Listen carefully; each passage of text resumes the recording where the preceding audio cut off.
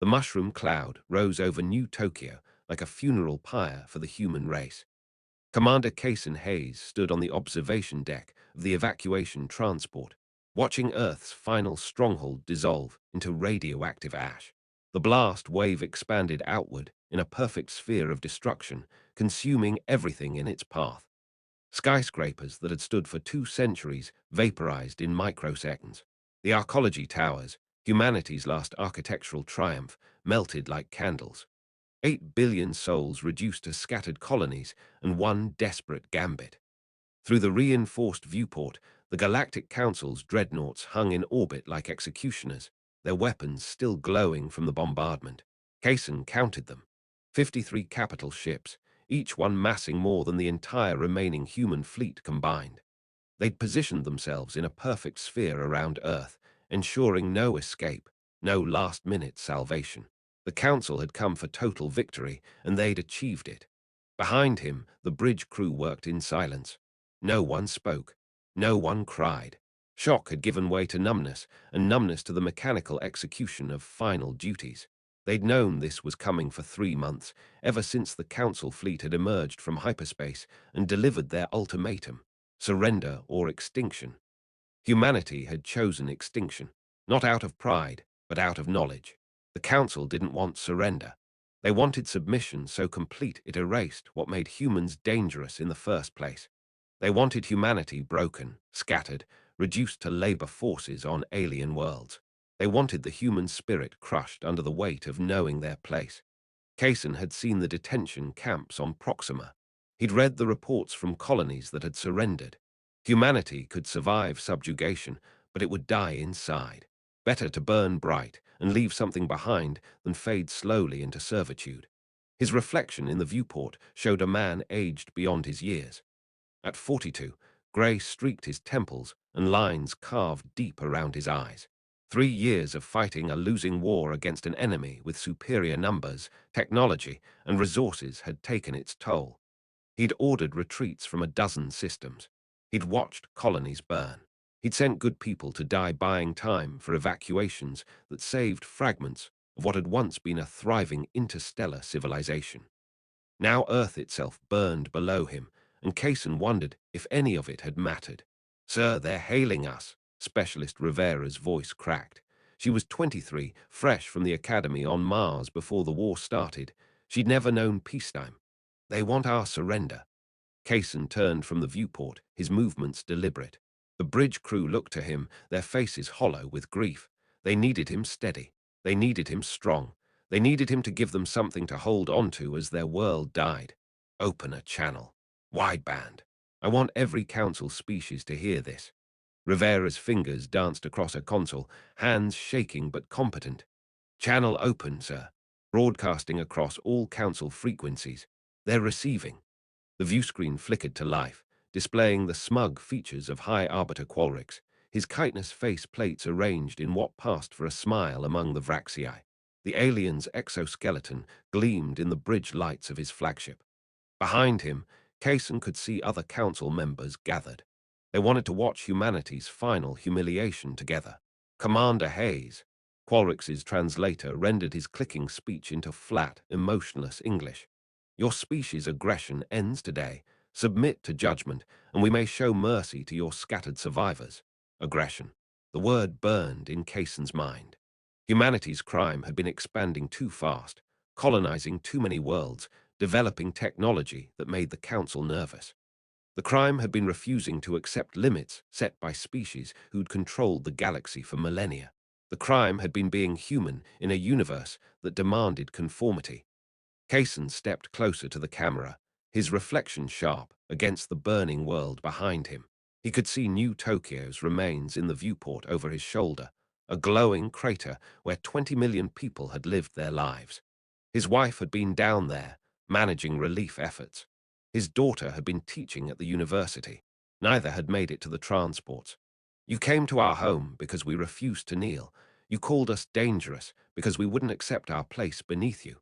You murdered billions because we dared to reach for the stars you claimed as yours alone." Qualrix's mandibles clicked in irritation.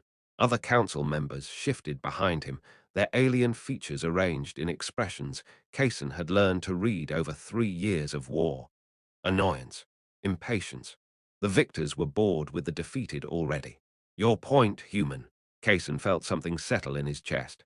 Not peace, exactly. Certainty. He'd spent 3 months preparing for this moment. 3 months since the Council had rejected humanity's surrender terms and demanded unconditional capitulation. 3 months since the Guardian Council had approached him with Protocol Rebirth, a plan so desperate and audacious it might actually work. My point is this. You should have killed us all. Kaysen's smile was cold enough to freeze blood. Protocol Rebirth is active. Humanity doesn't die today. We simply learn. And when we return, we'll show you what 8 billion ghosts can teach the living about regret. For a moment, Qualrix's expression shifted. Confusion flickered across alien features. Behind him, other council members leaned forward, their translators struggling with Kaysen's words. You speak in riddles, Commander. You have no hidden fleets, no secret weapons. We've tracked every human ship, every colony, every outpost. You're finished. Kaysen moved to his command chair, settling into it with deliberate calm. You're right that you've won today. Earth burns. Our fleets are scattered. Our colonies are isolated. By every metric that matters, humanity is extinct as a galactic power. He paused, letting that sink in. But you missed something in your calculations, Arbiter. You assumed we'd react like you would. Surrender or die. Accept subjugation or face extinction. You gave us a binary choice because that's how your species thinks. Qualrix's mandibles spread wider, a sign of growing agitation. Commander, your defiance is, humans don't do binary choices. Kaysen's voice cut through the transmission. We find option 3. We survive. We adapt. We overcome. You thought destroying Earth would break us. Instead, you've taught us the most valuable lesson possible. You've shown us exactly what we need to become to ensure this never happens again. He leaned forward, his eyes locked on the camera. Protocol Rebirth isn't a weapon. It's not a fleet. It's a promise. The humanity you knew ends today. What comes next will be something you created.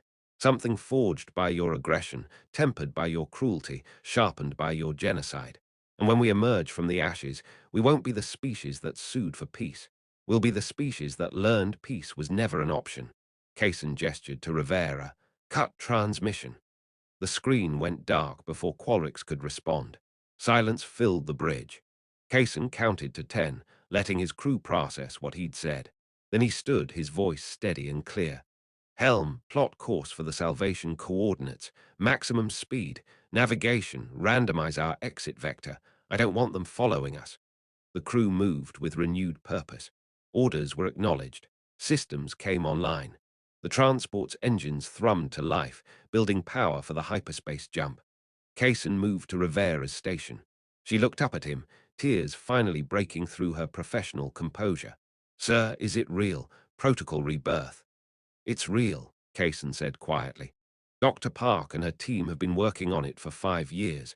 Genetic augmentation on a scale we've never attempted. Enhancement of every human capability. Strength, speed, intelligence, healing, lifespan. Combined with strategic positioning and technological development, we'll rebuild in secret while the Council thinks we're finished. Will it work? Kaysen looked back at the viewport, at Earth burning below.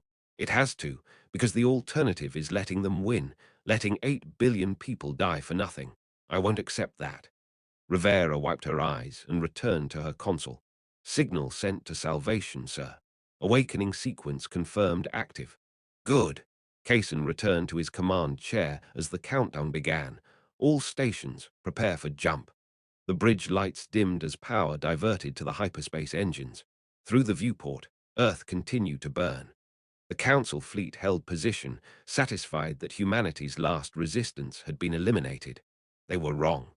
In the moment before the transport jumped, Kaysen allowed himself one final look at his homeworld.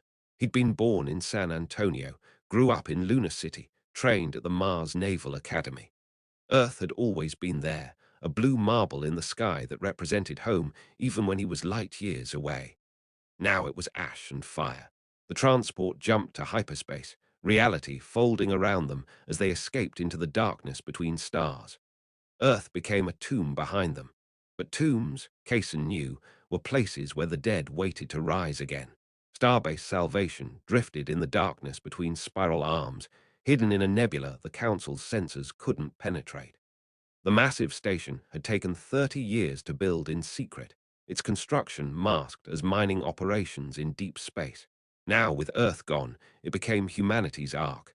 The station itself was a marvel of desperate engineering. 30 kilometers in diameter, it spun slowly to generate artificial gravity in its outer rings. The inner core housed the cryogenic facilities, protected by layers of radiation shielding and stealth technology that made it invisible to everything but direct visual inspection. And here, in the depths of the Corsair Nebula, visual inspection was impossible. Charged particles and electromagnetic interference created a sensor-dead zone that stretched for light years in every direction. Kaysen Hayes arrived 6 days after Earth's destruction, his transport joining the small fleet of evacuation ships that had made the journey. The hangar bay bustled with organized chaos as refugees disembarked, carrying what few possessions they'd managed to salvage. Families clutched each other. Children cried. Adults moved through the motions of survival with hollow eyes.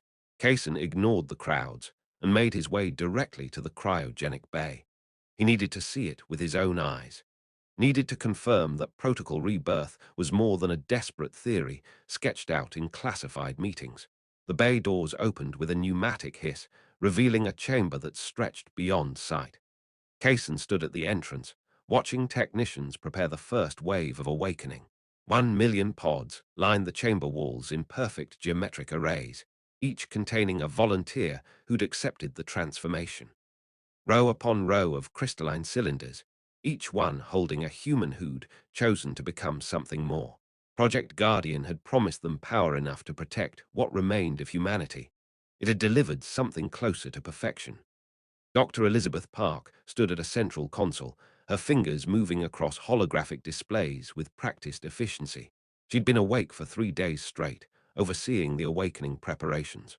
Fatigue evident in the lines around her eyes and the slight tremor in her hands. She'd spent 5 years perfecting the augmentation process, splicing genes from a dozen extinct Earth species with human DNA. Kaysen approached quietly, not wanting to startle her. Dr. Park. She looked up, recognition flickering across her exhausted features. Commander Hayes, I heard you made it out. Barely. Kaysen studied the pods surrounding them. Are they ready? As ready as they'll ever be. Elizabeth pulled up a data stream, genetic markers scrolling past in complex patterns. The Khan enhancement suite is stable. We've run every simulation, every test protocol. The volunteers will wake with physical capabilities that exceed baseline human norms. Kaysen absorbed this, his military mind already calculating tactical implications. Walk me through it. What exactly did you do to them? Elizabeth gestured to the nearest pod. Inside, a woman floated in preservation gel, her features peaceful in induced sleep. We started with baseline human DNA and enhanced it systematically. Myostatin inhibitors for increased muscle density and strength. Reinforced bone structure using genes from extinct megafauna. Enhanced neural pathways for faster reflexes and information processing. Optimized cardiovascular and respiratory systems. Redundant organs where feasible. She pulled up a holographic representation of the human body, highlighting the modifications in glowing red. Superior strength, speed, intelligence, reflexes. Enhanced healing that can recover from injuries that would kill baseline humans. Disease resistance that makes them effectively immune to most pathogens. Extended lifespan estimates ranging from 200 to 300 years, assuming no traumatic death. How much stronger? Kaysen asked. 5 times baseline in muscle performance. Reaction times improved by a factor of 10. Cognitive processing roughly 3 times faster, with perfect memory recall. They'll be able to run at speeds approaching Olympic sprinters for hours without fatigue. Lift objects that would require multiple baseline humans. See in low light conditions. Hear sounds outside normal human range. Kaysen moved closer to the pod, studying the sleeping woman. Will they still be human? The question hung in the air between them. Elizabeth was quiet for a long moment, her exhaustion making her words careful. That's the question, isn't it? Elizabeth met his eyes. We've given them power that makes them better than what we were. The real question is whether that makes them more human or less. What do you think? I think being human isn't about physical limitations. It's about consciousness, creativity, empathy, the capacity for growth and change. These people volunteered knowing what it would cost them. They chose to become something more to protect something they believed in. That's fundamentally human.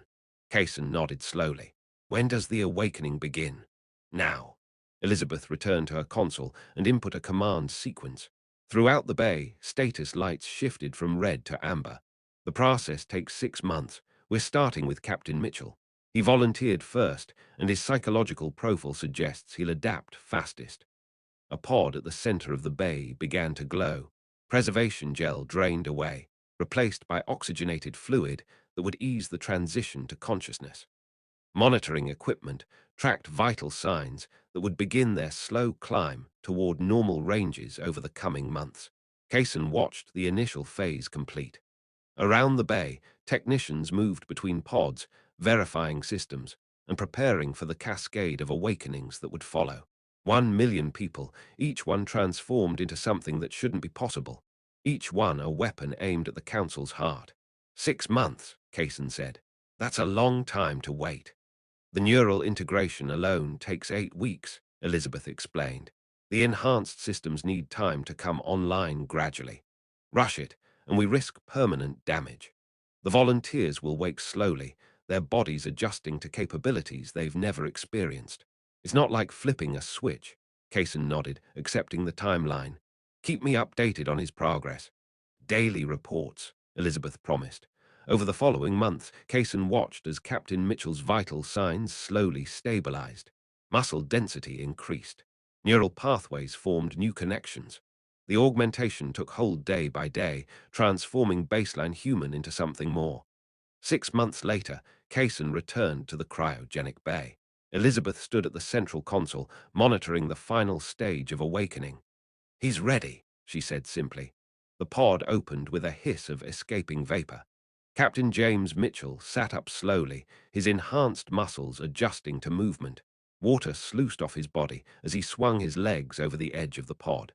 His eyes snapped into focus with unnatural speed, scanning the bay before locking onto Kaysen. Commander! Mitchell's voice was steady, showing no sign of disorientation. No confusion, no weakness, no adjustment period. He simply woke and was immediately aware. Status of Earth. Kaysen stepped forward, watching for any signs of instability or cognitive issues. Mitchell's eyes tracked him with perfect precision, processing information faster than should be possible. Gone. Council orbital bombardment 6 months ago. You're the first of the Guardians to wake. Mitchell processed this in seconds, his augmented mind working through tactical implications. His expression remained neutral, but Kaysen saw calculations happening behind his eyes. Strategic assessments, resource evaluations, threat matrices all assembled in the time it would take a baseline human to register shock. The others, awakening now, 1 million of you, Earth's best, enhanced to be its protectors. Mitchell stood, his movements controlled and precise. He was naked, dripping preservation fluid, but carried himself with the confidence of a man in full dress uniform. A technician approached with a robe, which Mitchell accepted with a nod. I feel different, Mitchell said quietly. Everything is sharper, clearer. I can hear conversations 300 meters away, see imperfections in the station's construction. My body feels like it's humming with energy. That's the augmentation, Elizabeth said, joining them. Your sensory input is processing faster than baseline human norms. Your brain is adapting to enhanced capabilities. It will take some time to adjust. How long? For most people, weeks. For you, Elizabeth smiled slightly. You seem to be managing already. Over the next week, the Guardians emerged from their pods. Soldiers, scientists, engineers, leaders. Each one transformed into something more than they'd been, their bodies and minds pushed beyond human limits. They moved through the station like fluid violence waiting to happen, their enhanced reflexes making ordinary tasks look like slow-motion recordings. Kaysen established a command structure immediately. The Guardians needed purpose, direction, something to channel their enhanced capabilities toward. He organized them into units based on their pre-augmentation specialties. Military personnel formed tactical squadrons. Engineers took over station maintenance. Scientists began research programs. Medical staff worked with Elizabeth to monitor health outcomes and refine the enhancement protocols. The transformation of Starbase Salvation was immediate. Tasks that had taken baseline humans hours now took minutes. Construction projects accelerated. Research programs that had been theoretical suddenly became practical. The station hummed with activity as enhanced humans worked at speeds that would have been impossible before. Kaysen watched them train in the combat simulators, standing in the observation gallery with Elizabeth. Below, Guardian Rachel Owens sparred with 3 opponents simultaneously, her enhanced reflexes allowing her to predict and counter their movements before they completed them. She moved with economy and grace, each strike precisely calculated. Her opponents were enhanced too, but Owens had something extra, an intuitive understanding of combat geometry that made her nearly untouchable. "They're magnificent," Elizabeth said beside him, "and terrifying." That was the point. Kaysen's expression remained neutral. "The council wanted us gone because they feared what we might become. We're about to prove them right. Do you ever worry we've gone too far? Made them too different?" Kaysen considered the question. Below, Owens concluded the sparring match with a sequence of moves that would have broken bones if her opponents hadn't been enhanced enough to withstand the impacts. They picked themselves up, laughing, already analyzing their mistakes with augmented minds that processed failure as learning opportunity. "I worry every day," Kaysen admitted. "But I remember Earth burning. I remember the Council's ultimatum. I remember 8 billion people who died because we weren't strong enough to protect them. These people chose this. They volunteered to become weapons because someone needed to." Elizabeth nodded slowly. "Phase 2 begins in 3 months. That's when we'll really see if this works." Phase 2 began 3 months later, right on schedule. The birthing chambers activated, beginning the process of growing 3 million new humans from preserved DNA samples. These wouldn't be clones, but genuine new people, built from the genetic legacy of those who died on Earth. The difference was in the augmentations woven into their developing DNA from conception. Elizabeth walked Kaysen through the nursery levels, where artificial wombs lined chamber after chamber. The technology was old, used for decades in colonies where population growth was essential, but never at this scale, never with genetic augmentation built in from the first cell division. They'll develop normally, but with the Guardian enhancements built into their genetic code from the start. Where the original Guardians had to adapt to sudden transformation, these children will grow up with enhanced capabilities as their baseline normal. Kaysen studied the displays showing tiny embryos in their early stages of development. How long until they're functional? That's the beauty of it. We're not accelerating growth. They'll develop at natural human rates, learning and maturing as they grow. 20 years until the second generation reaches full maturity. But they'll be worth the wait. Kaysen eyed the doctor. "I thought 6 months was a long time. 20 years seems like an eternity." "It's necessary. We tried accelerated growth in the simulations. The psychological damage was catastrophic. These children need time to develop normally, to learn what it means to be human before they learn what it means to be enhanced. They need childhoods, educations, relationships. Otherwise, we're just creating biological weapons." Kaysen understood the logic, but felt the frustration of time pressure. 20 years while the Council consolidated control. 20 years while human colonies suffered under occupation. 20 years while Earth's grave remained unavenged. The Council thinks we're finished. Gone. They've already moved on to squabbling over our former territories. "Good," Elizabeth said. "Let them forget. We have time now. Time to grow, to learn, to build something better than what we lost." She pulled up a holographic projection of the station's expansion plans. New modules, new facilities, new capabilities. Everything designed to support a growing population of enhanced humans. The next generation will be 4 million. The one after that will be 5 million. We'll grow exponentially, each generation larger than the last. In a century, we'll have a population large enough to matter, and every single one of them will be enhanced, capable, dedicated to ensuring humanity never faces extinction again. Kaysen studied the projections, seeing decades of careful planning laid out in glowing lines, and then back at the birthing chambers, at the tiny lives developing in their artificial wombs. 3 million futures taking shape, 3 million second chances for humanity. Well, we'd better make sure we do this right, he said quietly. 97 years after Earth's fall, humanity remained a ghost story in Council space. The Vraxii had claimed Earth's star system, strip mining the inner planets for resources. Mercury was gone entirely, reduced to orbital refineries that processed what had once been a world into raw materials. Venus followed, its toxic atmosphere no obstacle to automated mining platforms that carved the planet apart layer by layer. Mars, humanity's first colony, had been hollowed out, its ancient valleys now open-pit mines that stretched to the horizon. Earth itself sat at the center of this industrial nightmare, a monument to extinction. The Vraxii had declared it a memorial world, off-limits to development. In practice, this meant it remained a radioactive wasteland, its atmosphere still too toxic for habitation, its oceans poisoned by fallout. Orbital platforms monitored the surface, ensuring no one disturbed the grave of 8 billion humans. The Zothic Dominion had absorbed human colonies that had surrendered, reducing their populations to labor forces scattered across a dozen worlds. Humans worked in their factories, mined their asteroids, maintained their infrastructure. The Dominion treated them well enough by slave standards. They were fed, housed, given basic medical care. But their children were raised speaking Zothic first, learning human history as a cautionary tale about the price of defiance. The Trilaxian Federation, always the most philosophical of council species, debated whether to erect a monument to humanity or simply let history forget the stubborn species that had refused to know its place. The debates had continued for decades, a grand academic exercise that served mostly to make the Trilaxian feel enlightened.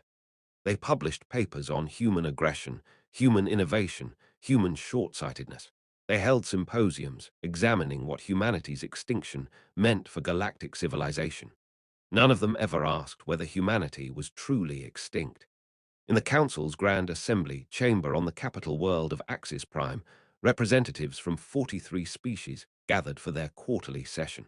The chamber was an architectural marvel, a sphere 300 meters in diameter with seating arranged in concentric rings. Holographic displays floated in the central space, showing agenda items and voting tallies. High Arbiter Qualrix, now ancient even by Vraxii standards, addressed the assembly. His chitin had dulled with age, and his movements were slower than they'd been a century ago.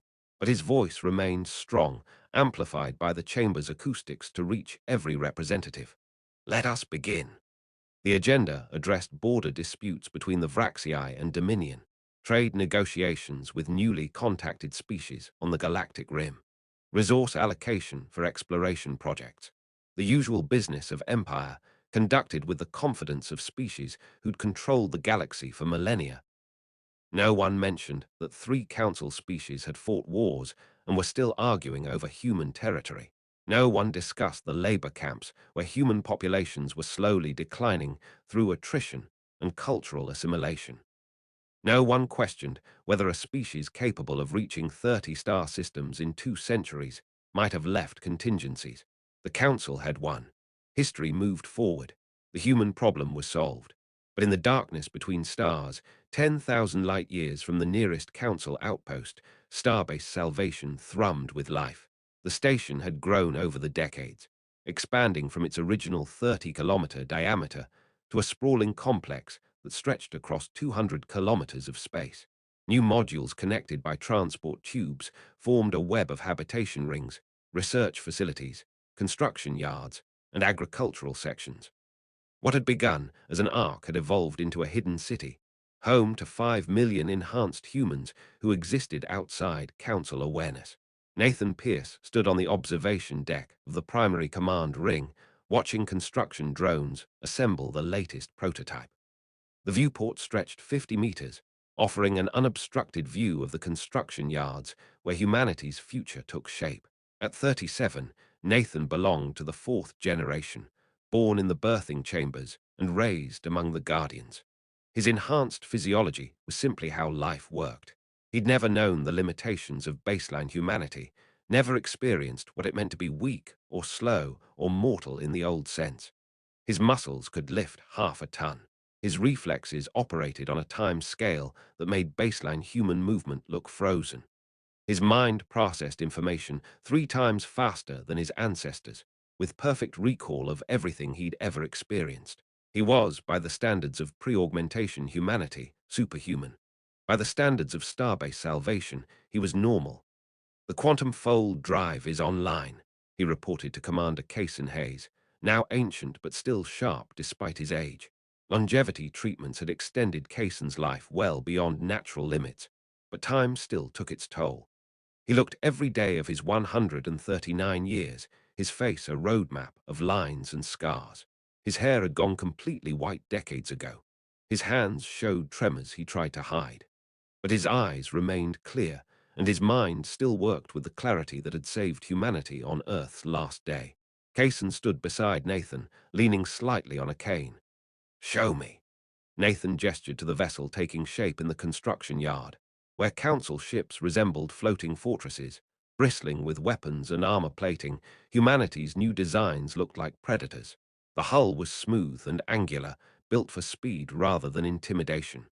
Weapon ports were recessed, nearly invisible until activated. The entire design philosophy emphasized efficiency over display. "The Perseus-class destroyer," Nathan explained. "Crew complement of 200, all third or fourth generation enhanced. The quantum fold drive allows near-instantaneous repositioning within a star system. The Council's fastest ships can cross a star system in 6 hours. This will do it in 12 minutes. Their sensors won't even register us until we're already gone." Cason studied the vessel with a military eye that had evaluated ships for 7 decades. Weapons, kinetic mass drivers using gravitational acceleration. Essentially, we throw things really fast. Nathan pulled up technical specifications on a holographic display. Projectiles accelerated to point 0.3 light speed before release. No exotic particles to detect, no energy signatures to track until impact. Just mathematics and physics they haven't bothered to innovate in 300 years. "Because they never had to," Cason said quietly. "Exactly." Nathan expanded the display to show comparative data. Council weapons technology has remained essentially unchanged for 2 centuries. They have particle beams, plasma cannons, missile systems, all of which require charge times, leave energy signatures, and can be detected and countered. Our kinetic systems are invisible until impact, and by then it's too late. Cason allowed himself a thin smile. "How many can we build?" "Current production capacity is 6 ships per year. We have facilities for 12 more construction yards, but that requires resources we're still gathering. Give us 5 years, and we can produce 30 ships annually. Not enough for a fleet engagement." "No," Nathan agreed, "but enough for what we need. Hit and run, strike and fade. We don't fight their kind of war. We fight ours." The Guardian Council convened in the station's command center, a chamber that had hosted every major decision since Salvation's founding. They gathered to discuss humanity's next move. James Mitchell, now Director of Military Operations, stood at the central display. As an original Guardian, he remembered what it was like to be a normal human. His enhanced physiology kept him physically capable, and he maintained function that would have been impossible for baseline humans. But even enhanced bodies showed age. Lines marked his face, hair showing some gray. His movements, while still fast, had lost some of their fluidity. "Council space has grown complacent," Mitchell began, pulling up intelligence reports gathered over decades of careful observation. "Their ships are slow, their tactics predictable, their technology stagnant. They've spent a century fighting each other over territorial disputes instead of innovating."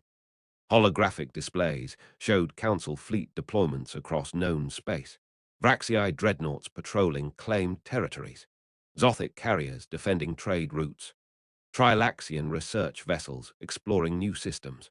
43 species maintaining hundreds of military forces, all designed to fight each other using tactics that hadn't changed in centuries. "They're vulnerable," Mitchell continued. "Not weak, but lazy. They've had no reason to innovate because no one challenges their dominance. The last species that tried was us, and they believe they solved that problem permanently. Dr. Elizabeth Park, now 132 and head of the genetics division, added her report. Age had bent her spine and clouded one eye despite the best medical care enhanced humans could provide.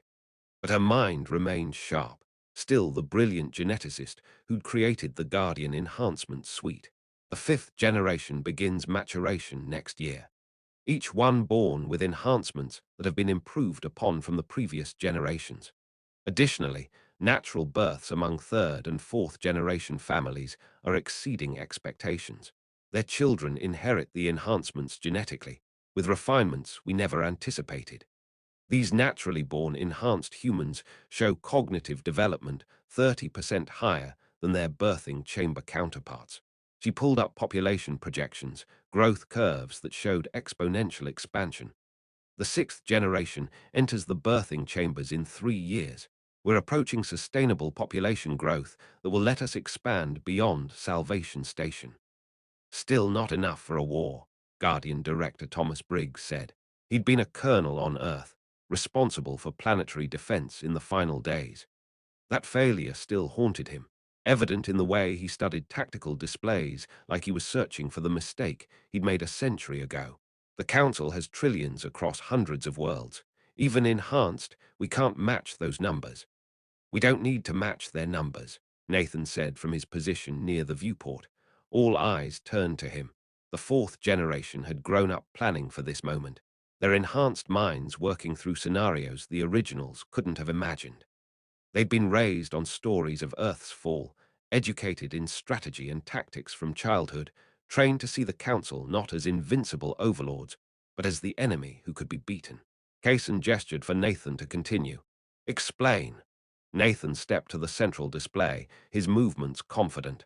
He'd been briefing the Guardian Council since he was 20, his enhanced mind grasping strategic concepts that would have taken baseline humans decades to master. They think we're extinct, dead. When we reappear, it won't be as refugees begging for mercy. We hit them fast, hard, in places they thought untouchable, make them question everything. They didn't fear humanity when we were human. They'll fear what we've become. Terrorism, Briggs said flatly. Evolution, Nathan corrected, meeting Briggs's eyes without flinching. We're no longer the species they destroyed. We're something they created by trying to kill us. Time to show them what they birthed. He activated a tactical simulation showing Council space. Phase 1, reconnaissance in force. Single ship strikes against isolated targets. Mining stations, research outposts, supply depots. Nothing critical enough to trigger major response, but enough to prove we exist. We want confusion and uncertainty. Let them wonder if humanity survived or if this is something else entirely. The simulation showed strike patterns, hit and fade attacks that would ripple across Council space over months. Phase 2, escalation. Multi-ship operations against military targets. Shipyards, fleet anchorages, logistics hubs. We demonstrate capability without committing to major engagement. Force them to pull resources from territorial disputes to defend against us. Create paranoia. Make them question every sensor ghost, every unexplained incident. And Phase 3, Kaysen asked. Nathan's smile was cold. We take Earth back. The Vraxii mining station orbiting Earth's remains operated with mechanical efficiency, processing asteroid debris into refined metals. 3,000 Vraxii workers maintain the operation, secure in the knowledge that human space was dead and claimed. The station had operated without incident for 97 years, a monument to Council dominance over a species that had dared to defy them. The first indication of trouble came when sensors detected an energy signature moving through the system at impossible speeds. By the time Station Commander Thraxall could raise shields, the human vessel had already executed its attack and vanished. Kinetic rounds traveling at .3 light speed tore through the station's superstructure. Explosions rippled through processing centers and habitat modules. Emergency bulkheads slammed shut, but the damage was catastrophic. 2,000 dead in the first 30 seconds. The remaining workers scrambled for escape pods as atmosphere vented into space and fires consumed entire sections. The human ship reappeared on sensors 8,000 kilometers away, then vanished again before weapons could lock on target. A single transmission reached Council space, broadcast across every frequency, ensuring no one could miss humanity's return. "This is Captain Nathan Pierce of the Terran Remnant Fleet. You destroyed our world. You murdered our species. We remember, Protocol Rebirth is complete. Humanity has returned." The message ended with coordinates for Earth's mass graves. Panic spread through Council space like wildfire. The humans were supposed to be extinct, dead, gone. Instead, they'd emerged with technology that made Council defenses look primitive. Emergency sessions convened on every Council world. Military forces went to high alert. Intelligence agencies scrambled to explain how an extinct species had acquired capabilities that shouldn't exist. High Arbiter Qualrics convened an emergency session in the Grand Assembly Chamber. Representatives arrived in various states of panic and confusion. The chamber, usually a place of dignified debate, erupted into chaos. "This is impossible," Qualrics's voice cut through the noise. "We witnessed Earth's destruction. We hunted their survivors. They shouldn't have the resources to build a single ship, let alone develop technology that exceeds our own." "Perhaps they had hidden facilities," a Trilaxian suggested. "Deep space stations beyond our sensor range." "For a century," another voice challenged. "Impossible. The resources required would be—" The chamber's lights flickered. Screens erupted with static before displaying a human face. Commander Cason Hayes, somehow alive after nearly a century. The assembled representatives fell silent, staring at the ghost who delivered humanity's final message before Earth fell. "Hello again, Arbiter. Remember me. You wanted humanity extinct. You got your wish. The humanity you knew died on Earth. What returned is something new. We spent 97 years learning from your mistake. Now class is in session." The transmission cut before Council security could trace it, leaving the assembly in stunned silence. Phase 1 had begun. Over the next 6 months, human strikes hit 23 Council facilities across a dozen star systems. Each attack followed the same pattern.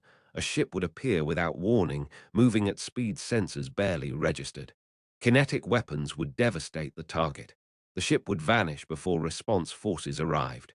No wreckage, no prisoners, no evidence beyond the destruction itself. Not all strikes came from space. Enhanced human ground forces proved equally devastating in close-quarters combat. On the Zothic colony of Arcturus 7, a team of 20 Guardians infiltrated a military research complex. They moved through the facility like shadows, their enhanced speed and strength turning what should have been a prolonged firefight into a massacre. Security footage recovered later showed humans dodging plasma fire with reflexes that made the bolts look slow, leaping three-story heights to reach elevated positions, and tearing through reinforced doors with bare hands. The entire operation lasted 11 minutes. The research complex was demolished, its data cores destroyed, and 200 Zothic military personnel dead. The Guardian team extracted without a single casualty, vanishing into the wilderness before orbital support could arrive.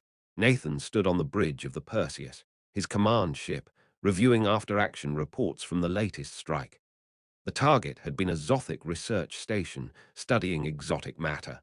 The station no longer existed, reduced to an expanding debris field. 800 Zothic scientists dead.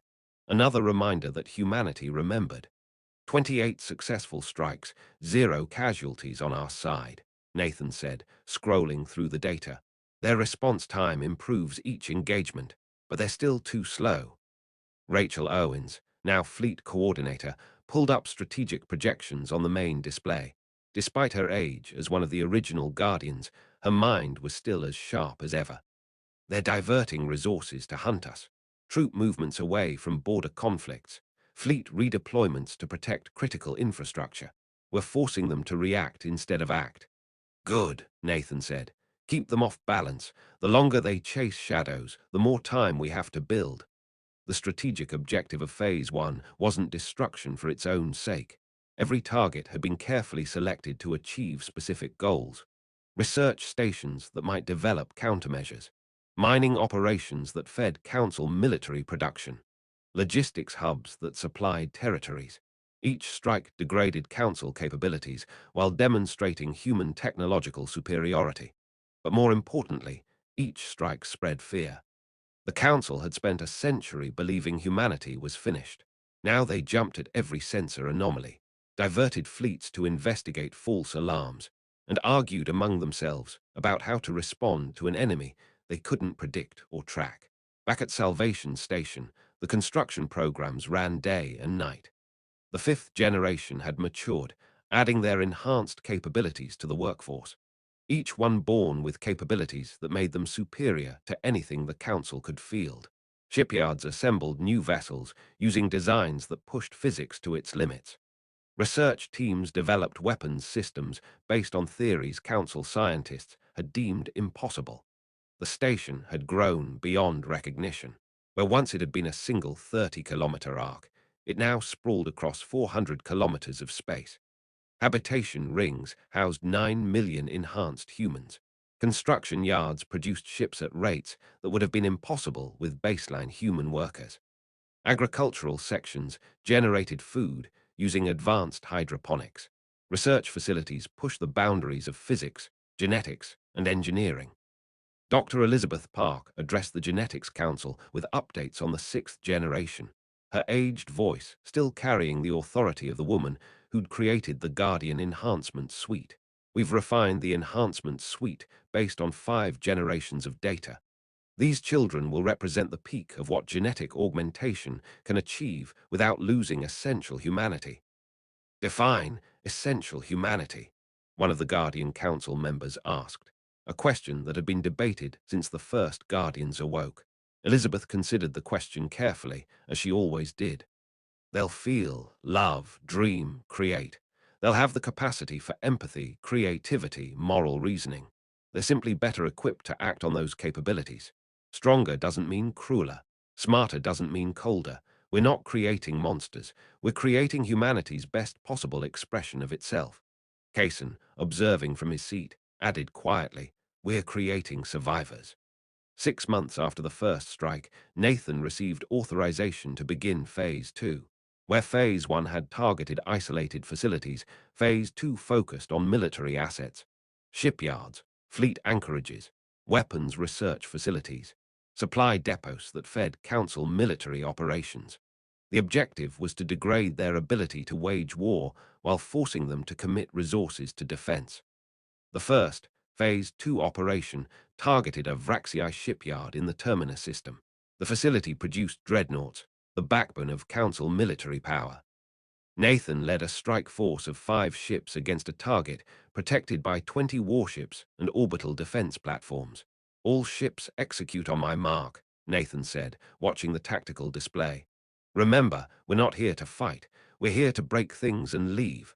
The human ships folded into the system in a coordinated strike.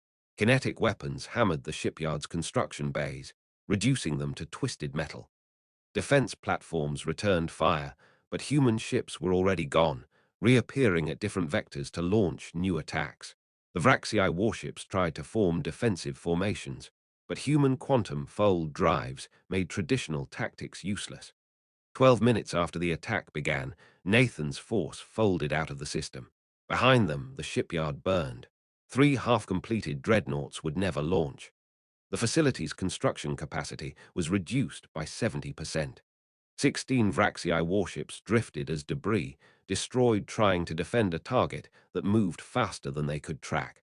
Human casualties, 0. The pattern repeated across Council space. Zothic logistics hubs, Trilaxian research stations, military installations belonging to a dozen species. Phase 2 ground operations demonstrated the full lethality of enhanced human infantry. On the fortress world of Hadrian's Gate, a strike team of 50 Guardians assaulted a heavily defended command bunker buried 3 kilometers underground. They descended through ventilation shafts too narrow for Council species, their enhanced bodies contorting through spaces that would have trapped baseline humans. Inside, they moved through corridors with coordinated precision that spoke to their augmented cognitive processing and communication. Trilaxian defenders, considered elite troops, found themselves outmatched at every level. Enhanced humans absorbed wounds that should have been fatal, their accelerated healing already closing injuries as they continued fighting. They processed tactical information faster than enemy commanders could issue orders. The bunker fell in 18 minutes. Critical command infrastructure was destroyed. Communication networks were dismantled, and the Guardian team withdrew through emergency tunnels, carrying their 3 wounded with them. By the time Council reinforcements breached the facility, the humans were gone, leaving only bodies and wreckage as evidence they'd ever been there. Each strike was calculated to maximize strategic impact while minimizing human risk. The Council's military-industrial complex, designed to support conflicts among member species, found itself unable to counter an enemy that refused to fight on their terms. The Council's military was built toward mobilization, but fighting an enemy you couldn't pin down proved impossible. Human ships appeared on sensors for seconds before disappearing, their quantum fold drives operating on principles Council scientists couldn't replicate. Traditional fleet formations, designed for prolonged engagements between massive capital ships, were useless against vessels that struck and vanished. Council forces adapted slowly. They developed new sensor networks, created rapid response fleets, implemented convoy systems to protect critical infrastructure. But every adaptation came too late, always responding to the last attack rather than predicting the next. Nathan stood on the bridge of the Perseus, reviewing after-action reports from 16 Phase 2 operations. Their tactical doctrine is centuries old. They've spent so long fighting each other using the same basic principles that they can't adapt to something genuinely new. Rachel pulled up comparative data. Fleet response times have improved by 18%. They're learning, but they're still trying to fight us using conventional tactics. They haven't grasped that we're not trying to win battles. We're trying to make them afraid. How's fleet production? 32 vessels operational, another 15 in construction. We're building faster than they can destroy us, and they haven't destroyed any yet. The war escalated over 2 more years. Council forces, finally organized into a coordinated response, began hunting human vessels with improved tactics.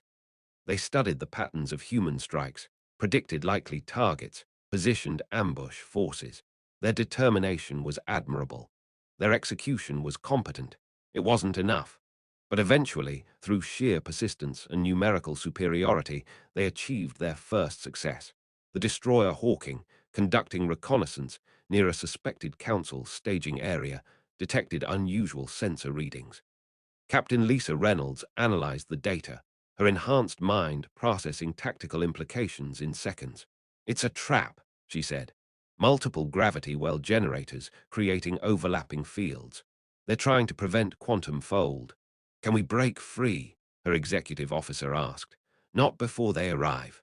Reynolds checked her tactical display. Enemy signatures were appearing across multiple vectors. Dozens of ships, all converging on the Hawking's position. Battle stations. Prepare for engagement. The battle lasted 37 minutes. The Hawking's crew fought with the skill and capability that made enhanced humans superior to anything the Council could field. They destroyed 8 enemy ships and damaged 15 more. But against a force of 80 warships, with their quantum fold drive disabled by gravity fields, the outcome was inevitable. Captain Reynolds gave the evacuation order when hull breaches reached critical levels. Escape pods launched, scattering into space. The Council forces, surprised by the order, hesitated. That hesitation gave the pods time to activate their own miniature fold drives, vanishing before they could be captured. The Hawking died in a cascade of explosions that took 3 more Council ships with it. Nathan attended the memorial service in Salvation Station's Central Assembly Hall. 10,000 people gathered, their faces solemn. Holographic projections displayed each of the 140 crew members lost, enhanced humans who'd given their lives buying time for others to escape. Nathan stood at the podium, looking out at faces that represented 5 generations of humanity's rebirth. "They died protecting our future," Nathan said, his voice carrying through the hall. "The Council wants us gone again, extinct. We won't give them the satisfaction. Every ship we lose, we build two more. Every casualty makes us fight harder. They think we're terrorists, rebels. They're wrong. We're humanity refusing to die.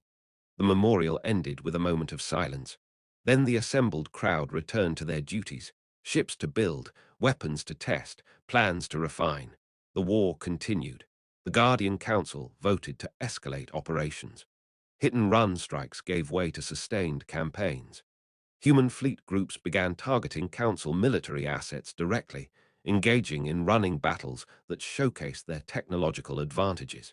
The objective shifted from harassment to establishing genuine military supremacy in contested systems. The Battle of Anchor Point demonstrated the shift. A Council task force of 60 warships attempted to secure a strategic junction that would give them a staging area for operations against suspected human facilities. Nathan's fleet of 9 vessels intercepted them, engaging in the first sustained fleet action of the war. The battle began with a human alpha strike.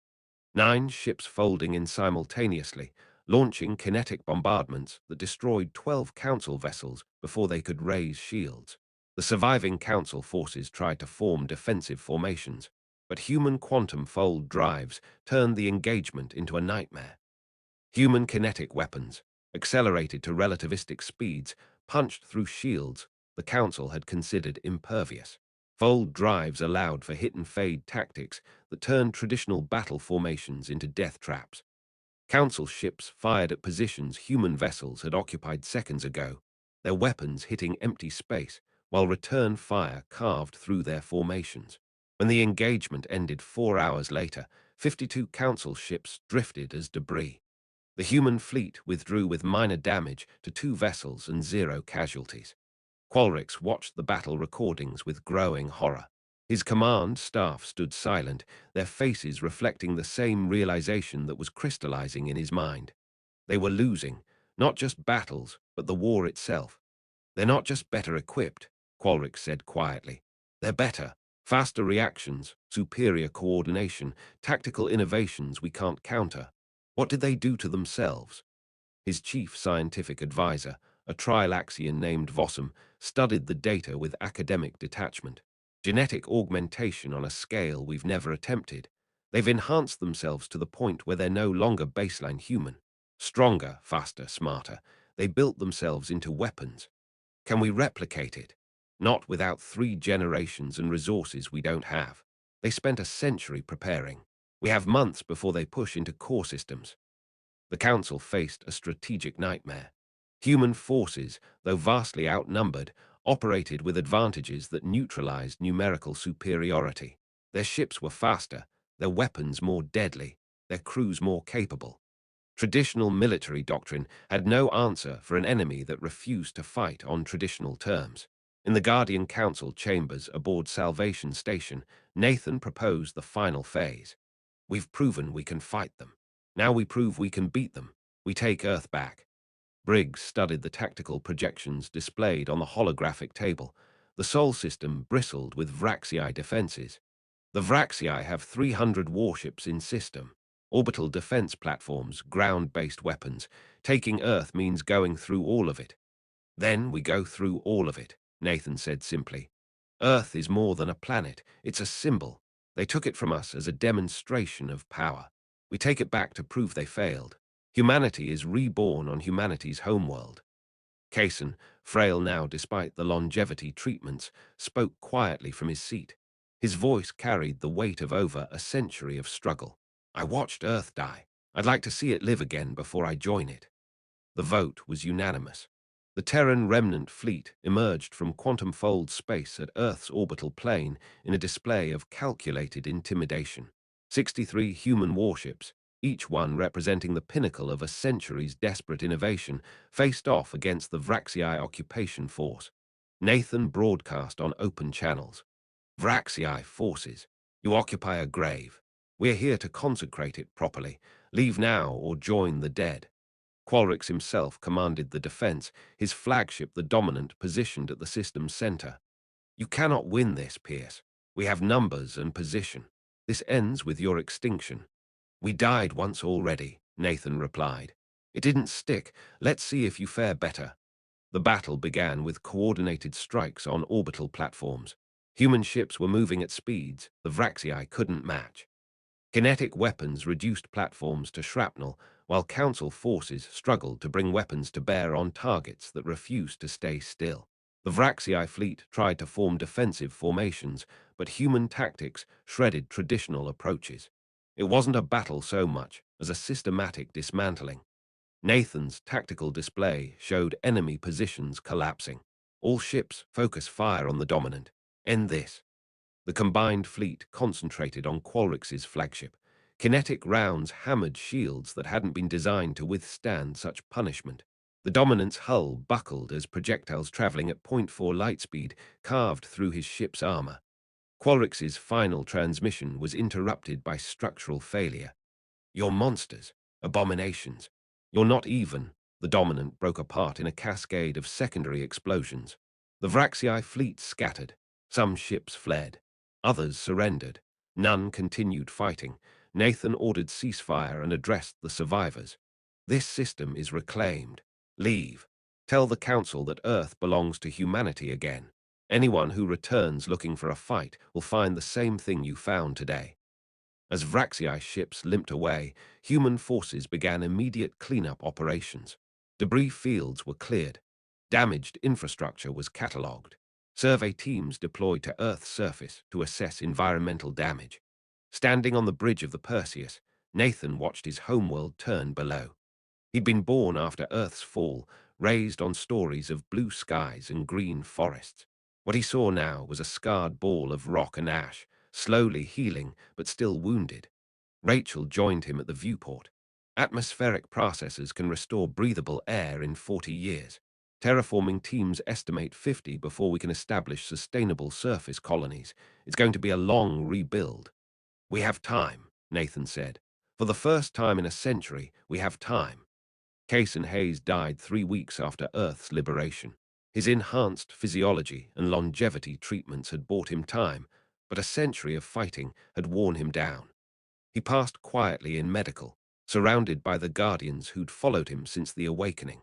Nathan attended the memorial service on Earth's surface, standing in the ruins of old Tokyo, where the last stronghold had fallen. The area had been enclosed within a temporary containment dome, one of the mobile atmospheric fields the terraforming teams deployed for short, controlled visits. The dome's projectors hummed softly in the background, generating a pocket of breathable air and shielding the mourners from the still toxic atmosphere outside. Thousands gathered, enhanced humans whose existence proved Cason's final gambit had worked. "Commander Hayes saved humanity by destroying what we were," Nathan said to the assembled crowd. "He made us stronger, faster, harder to kill. But he also made sure we remembered why that mattered. We're not just weapons. We're people who refuse to let extinction be our legacy. We exist because he refused to surrender. We remember because he taught us memory matters." The Council sued for peace 6 months later. Humanity's demands were straightforward: recognition as a sovereign species, full territorial rights to Earth and its system, reparations for genocide, and guaranteed non-interference. The Treaty of Salvation Station formalized humanity's return. Council species, faced with an enemy they couldn't defeat militarily, accepted terms they'd have considered laughable a century before. Nathan met with Council representatives in person, the first formal diplomatic contact since Earth's fall. The delegates, a mixture of species who'd voted for humanity's destruction, looked uncomfortable facing enhanced humans who radiated barely contained violence. "You murdered 8 billion of us," Nathan said quietly. "You tried to exterminate our species because we refused to submit. You thought extinction would end the human problem. Instead, you created a new one. We're not the humans you destroyed. We are what you forced us to become." A Trilaxian diplomat, visibly nervous, asked, "What happens now?" Nathan smiled. It wasn't a friendly expression. "Now we rebuild, we grow, we remember. The next time someone decides humanity needs exterminating, we'll be ready. You wanted us gone. Instead, you made us eternal. Congratulations." In the years following, permanent habitat megadomes were constructed. Vast, self-contained cities were built over the ruins of humanity's greatest population centers. New Tokyo was the first, constructed atop the shattered remains of old Tokyo. The megadome rose like a crystalline shell, its atmosphere generators and climate regulators creating a perfectly stable environment within its walls. Inside, air was clean and breathable, the temperature controlled, and the soil revitalized through accelerated reclamation cycles. Forests could grow, children could play, life could begin again. Outside the dome, however, Earth remained wounded. Planet-wide restoration still followed the slower, grueling timeline Rachel had predicted. Atmospheric processes worked day and night, repairing composition layer by layer. Engineered lichen and algae spread across blasted landscapes, converting toxins into oxygen. Terraforming corridors stretched outward from the domes, narrow belts of green reclaiming the grey. Yet true planetary recovery was still decades away. Humanity lived in sanctuaries of glass and filtered air while the world around them healed. Nathan stood in the gardens of New Tokyo, watching children play among trees that had been saplings when the city was founded. His daughter, Victoria, ran up with a group of friends, their enhanced physiology evident in movements that would have seemed impossible to pre-augmentation humans. She hugged his leg with strength that would have broken bones if he hadn't been enhanced himself. "Dad, is it true the Council used to rule the galaxy?" Nathan knelt to her eye level.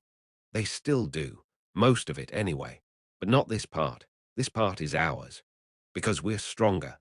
Because we refuse to die. Being strong helps, but refusing to quit matters more." Victoria considered this with the enhanced cognitive processing of someone who'd never known what baseline human intelligence felt like. What if they try again? Then we stop them again. Nathan pulled her close. That's what it means to be human now. We survive, we adapt, we overcome, whatever it takes. Elizabeth Park, ancient now, but still active thanks to the same longevity treatments that had extended Kaysen's life, joined Nathan as the children returned to their games. "We've come a long way from Salvation Station," she observed. "We've come a long way from extinction," Nathan corrected. "The question is where we go next." "Forward," Elizabeth said simply. "Humans don't go backward. We never have." Far above Earth, construction crews assembled the latest generation of starships. Colony expeditions prepared to spread into systems beyond Council space. Research teams developed technologies that pushed further beyond what Council science considered possible. Humanity, reduced to one hidden station and a desperate plan, had rebuilt itself into something new. Enhanced, augmented, transformed by necessity into a species that refused to stay dead. The Council had tried to solve the human problem through extermination.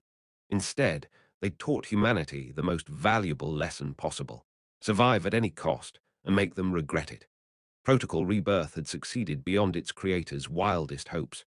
Humanity lived, Earth lived, and somewhere in the darkness between stars, Case and Hayes's final transmission echoed as a prophecy fulfilled.